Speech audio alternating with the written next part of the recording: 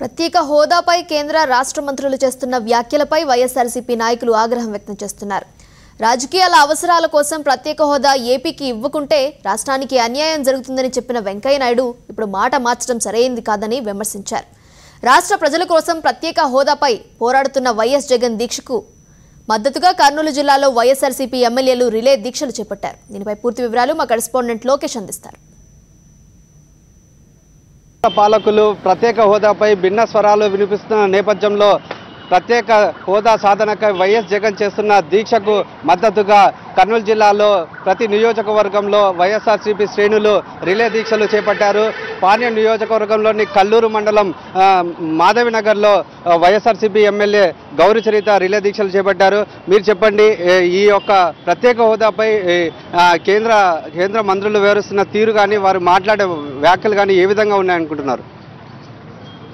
ఎలక్షన్లకు ముందు బీజేపీ ప్రభుత్వం మేము అధికారంలోకి వస్తే 5 ఏళ్లు కాదు 10 ఏళ్లు మేము ప్రత్యేక హోదా కల్పిస్తామని చెప్పడం జరిగింది. ఈరోజు వెంకయ్య నాయుడు మాత్రం ఇదేం ప్రత్యేక హోదా ఇచ్చిన రాష్ట్రాలు కూడా ఇంకా డబ్బులు అడుగుతూ ఉన్నాయి కాబట్టి ఇదేం జిందా తిలిస్మాన్ కాదు ఇవ్వడానికని మాట్లాడుతూ ఉన్నారు. ప్రత్యేక హోదా అంటే ప్రత్యేక ప్యాకేజీని గురించి కూడా వాళ్ళు ఈరోజు మాట్లాడడం లేదు. కాబట్టి మేము వైఎస్ఆర్ కాంగ్రెస్ పార్టీ నుంచి మా అధ్యక్షుడు వైఎస్ జగన్మోహన్ రెడ్డి గత 4 రోజులుగా నిరాహార దీక్ష గుంటూరులో చేపట్టడం జరిగింది.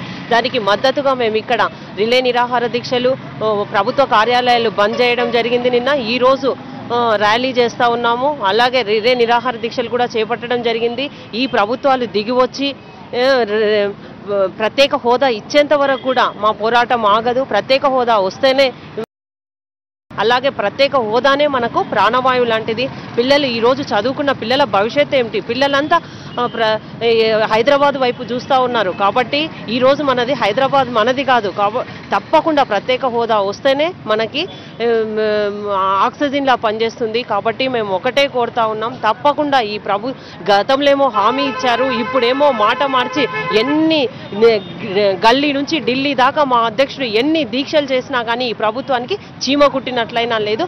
కాబట్టి ప్రభుత్వాలు దిగి వచ్చేంత వరకు ప్రాణాలైనా అర్పించైనా సరే ఈ ప్రత్యేక హోదా సాధించడానికి తప్పకుండా మా పార్టీ కృషి చేస్తుంది. తప్పకుండా మా అధ్యక్షుల వారు కూడా అదే నిర్ణయంతో ముందుకు పోతా ఉన్నారు. మీరు చెప్పండి, నిన్న ఏదైతే కేంద్ర మంత్రి వెంకయ్య నాయుడు ఉన్నారో వారు ప్రత్యేక హోదా గురించి మాట్లాడడం జరిగింది. ఇటువంటి పరిస్థితుల్లో ఇంత ఉద్యమాలు జరుగుతున్న నేపథ్యంలో కూడా ఆయన చేసే వ్యాఖ్యలను మీరు ఏ విధంగా అర్థం చేసుకుంటారు? వెంకయ్య నాయుడు గారు నిన్న మాట్లాడిన మాటలు ఖచ్చితంగా అవకాశవాదాలకు రాజకీయానికి పరాకాష్ట.